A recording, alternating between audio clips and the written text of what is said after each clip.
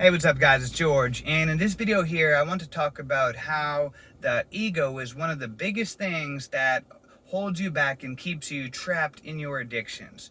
This is something that I've noticed in reflecting upon my own journey and what it took me, and also in noticing a similar theme in working with so many other people and speaking with so many other people on the topic of addiction, and how the ego keeps people trapped in their addictions, how their pride and their ego keeps them trapped.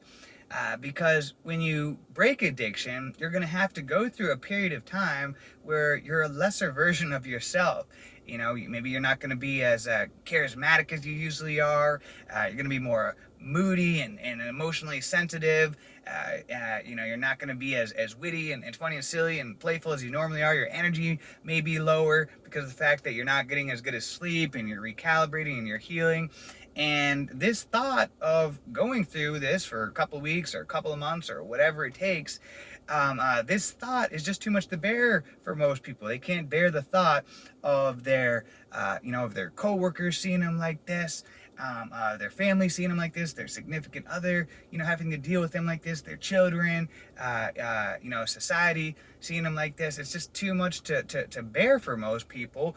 And it's really just your pride and your fragile ego. When we really are real and you're honest and you reflect about it and you think about it, it is the ego. We all have the ability to break addictions, but it is typically the ego that holds us back, because we don't want to have to go through that period of time where we may look like a fool and we're more sensitive and we're just a lesser version of yourself. But the key is not to focus on that. Focus on the future and on the end result and the person that you want to become. That understand that this is part of the process, that you're going to have to go through this. You might have to eat some dirt for a little while and to suck at life a little bit and to be depressed for a period of time, but to focus on the end result.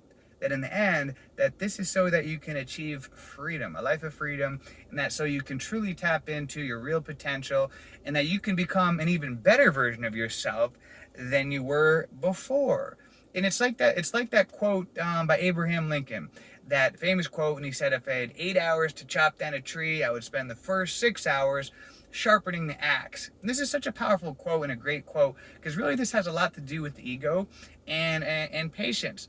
That most people, that they couldn't, they wouldn't want to spend 6 hours sharpening the axe first. They would want to just jump right into chopping down the tree.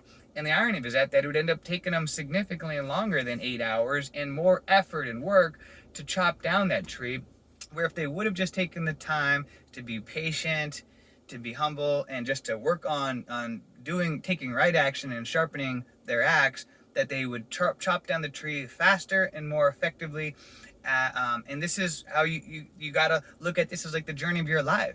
That say for example, hypothetically, it's gonna take you 1 full year to rehabilitate after all the abuse that you've done to your brain and your body and everything. That it's gonna take you 1 full year. But in that second year, that you will just crush it in life. You'll make more money in your career than you ever had, and you'll meet the love of your life. You'll discover your potential, and you'll be happier and more joyful than you've ever been. And then for the rest of your life, you can carry that on with you. Most people wouldn't want to have to go through that 1 year of suck to get to the great.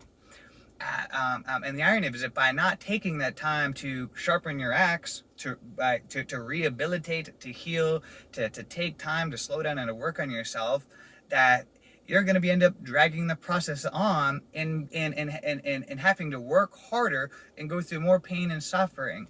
Where if you would just take the time to sharpen that axe, to work on yourself, to allow yourself to heal and rehabilitate yourself, and to be patient, then you would be able to chop down that tree much more faster. And that tree is just an allegory for your potential, your purpose, that best version of yourself. Okay.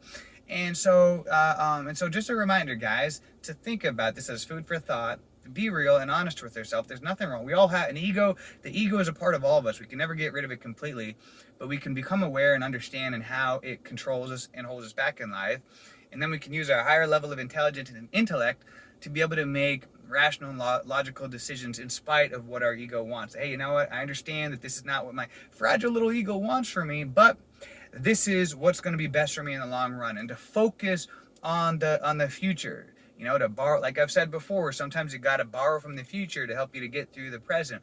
That understand, all right, you know what? Give yourself permission to be depressed for a period of time. Give yourself permission to suck at life for a period of time. Give yourself permission to be a lesser version of yourself, so that way in 30, 60, 90 days or whatever it takes, that you can step into becoming the best version of yourself, get into the best version, get into the best shape, and step into a higher level of joy and a greater purpose for your life. So if you want to learn more about this, I highly encourage to check out the book called Ego is the Enemy by Ryan Holiday. Phenomenal book. I recommend this to a lot of my coaching clients. And it's interesting because it doesn't talk about addiction in this book at all. But I read this book about a year ago, and I've thought about it so much since then, just about how our ego as well also keeps us trapped in addictions. All right. So again, that book is called Ego is the Enemy by Ryan Holiday. And I hope you guys are all doing well. Stay strong. Keep up the good fight. And until next time, let's make it a great day, a great week, a great month, a great year. Let's make it a great life.